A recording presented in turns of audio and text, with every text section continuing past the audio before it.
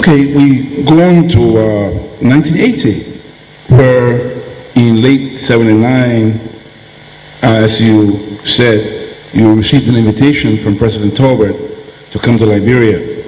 And I suppose, perhaps rightly or wrongly, it was about the same time too that President Tolbert extended an invitation to other student activists in the US to come to Liberia to observe what was going on and to get a first-hand feel of what was going on in the country.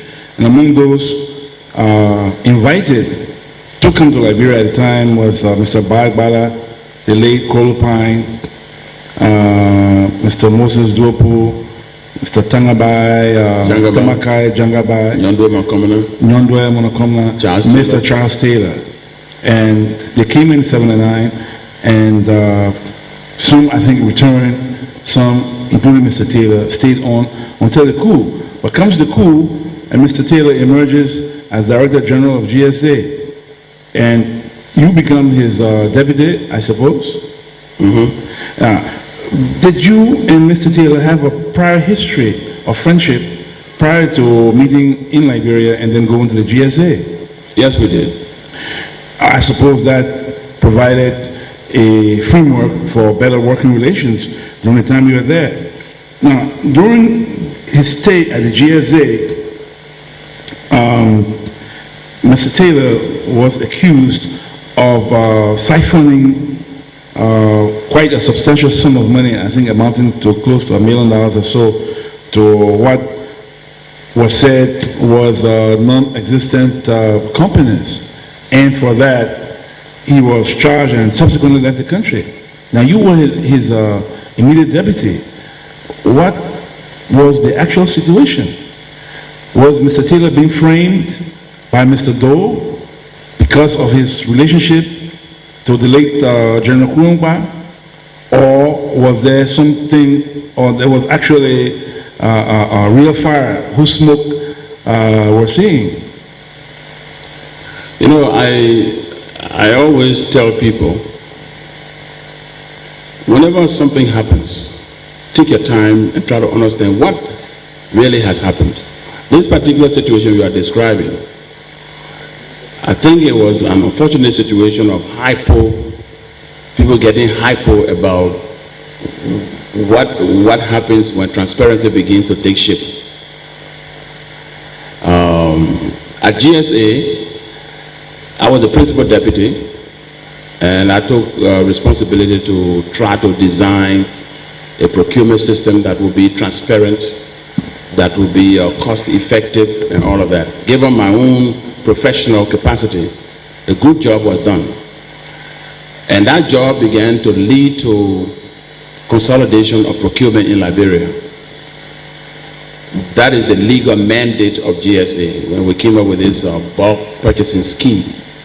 That scheme required consolidating the consumption statistics of government and then buying in bulk. But as this system was taking shape, I realized that consolidating the buying power of the Republic is actually consolidating tremendous power beyond just buying. And in no time at all, Mr. Taylor became one of the most powerful men in the government of Samuel Doe. And he took advantage of that. Let me tell you the story what led to that situation. After the coup, the government collapsed, and all of the government machinery for road building was scattered all across the country. And we began a program to engage in identifying where these heavy equipment were at GSA Public Works, so that we could buy the parts needed to activate these machineries and put the equipment back on the road. And we invited Libtraco, the biggest supplier of equipment to government then. The Libtraco people came and brought us a directory of all equipment that they have sold to government for 30 years. They knew where all those equipment were located the last time sighted and what was wrong with them. And they educated us well. Now, a lot of these equipment are down sometimes because of a little fan belt, sometimes because of a little carburetor. An entire $200,000 equipment will sit in the bush and rot. So we are happy that you guys have come along for us to consolidate, and they put together a listing of fast-moving parts on these heavy equipment. The intent was, now that we can buy these parts in bulk, it was this listing that Mr. Taylor took, and he deviated from the process. And payment was made to a company. I was not aware of that company at all. And before we knew it, the problem developed. Later on, when Taylor left the GSA, I was still there. Mr. Clark Momolu came, and Mr. Momolu decided to dispense of my services. Again, one of those errors. He got all excited about his new job. Incidentally, we are very good friends today, so I'm not trying to say something here. And he tried to dispense of my services instead of benefiting from the system that was being put in place. And then, of course, the government went after Mr. Taylor. I don't think the government got anywhere. I never left the country. I was here. No one actually ever asked me. And sometimes you wonder, but why not? You were the principal deputy. And I want to believe in all my public life, everything that I have done, I've always left my footprint so that those who wish to track me can track me. And I believe, looking at the way the system, I'm a system analyst, looking at the way the system was being put in place, whoever was following the system could see what had gone wrong, and what had gone wrong had nothing to do with me. So nobody asked me a question. Just read the system. That's the way I operate. And you will know what has happened. So, but was there any substance to the government charges that Mr. Taylor had indeed siphoned all this money to a non-existent company? I want to believe that there was substance, because a payment was made. Fact. So that a payment was made would suggest that there was substance. Well, how did that happen? Taylor did not work for the Ministry of Finance. That payment was made by the Ministry of Finance to the address of the company as has been directed by GSA. Come again? That payment was made by the Ministry of Finance to the address of this company that had been, whose details have been supplied by the GSA. So Taylor comes and says, pay this company, and the company is paid. Is that how it's supposed to work? Well, he is supposed, according to our understanding, that that agency was to be the agency to determine whether or not a company got paid and whether there were legitimate business transactions taking place. And all of this was in a bulk purchasing system. GSA, we all know that GSA didn't have the money per se, but GSA would do all the documentation and all of that, and then pass it on as a matter of routine to the government. There was a deviation. That's what I said earlier. So, from what you're saying, can you say that, am I understanding to say that it may have been a possible collusion between some authorities at the Ministry of Finance and Mr. Taylor at the GSA? There had to be, because like I said, Taylor doesn't work for Finance Ministry. Have you read the book bridge over the River Kwai. You heard about that book? No?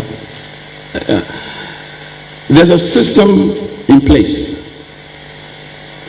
If you follow the system, it's easy to see where things are going off track. Liberia's problem, people talk about corruption. I was very much involved in putting in place the PPCC Act to try to find out where is this corruption. I always tell people here that I am not corrupt. And I've been in government for a while, but I'm not corrupt. So whenever people are talking about they are corrupt, leave me out of it. I should not be part of that day. And I spent a lot of time, not just this year, not just when I became senator, I spent a lot of time trying to get a system in place that will vindicate those who are not corrupt. Okay? So you have a system in place like we have now. We have a procurement act. Why are people not going by the procurement act? How are you going to find out where the problems are if you don't follow the procurement act? And once somebody begins to go outside of the system, then you know what to do. As I said, after that incident, I never left this country. Nobody ever asked me a question. Why? Because the system that I had put in place was clear. As to who was responsible. As to who to ask if it started to go all the way.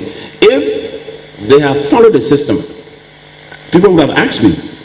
Nobody asked me. And the same thing is happening today. When you follow systems, generally you can find your problems. When you follow system, when you follow the procedure. The corruption act that we put in place, a system of detecting is in that act. So what was this deviation that occurred between the Ministry of Finance and the GSA? So I told you that we call Leptraco. Leptraco came and gave us a complete listing of what they call fast-moving parts on any equipment. And they did an estimate that to get those equipment across the country activated again, if you guys can buy these things, those machines, we have the technicians, that list, what was the next stage with that list? Because now you have a bill of quantity. What did we do with the bill of quantity? I can't tell. So as things stand, the government of Liberia under President Doe did indeed have legitimate reasons for raising those charges against Mr. Of course, something goes wrong, legitimate reason to raise questions. But hold on a minute. My disappointment, and this is why I don't think the government got anywhere until all this war thing came about.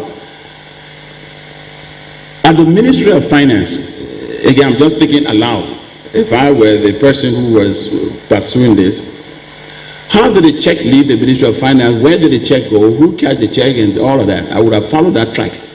And by doing that, I would have discovered what had happened. But then, as we always do, they are all corrupt. We're not going to get anywhere with that. This is why the corruption bill that we have now mandates the commission. Don't just go grab anybody out there because somebody said they're corrupt. So who, in your opinion, you think should have been the principal or was the principal accomplice in that transaction? You got to go and ask the Ministry of Finance people, because there's a procedure for, again, as I said, I'm a systems man. Follow the system. At some point in time, people bypass the system. From the moment the system was bypassed, you lost me.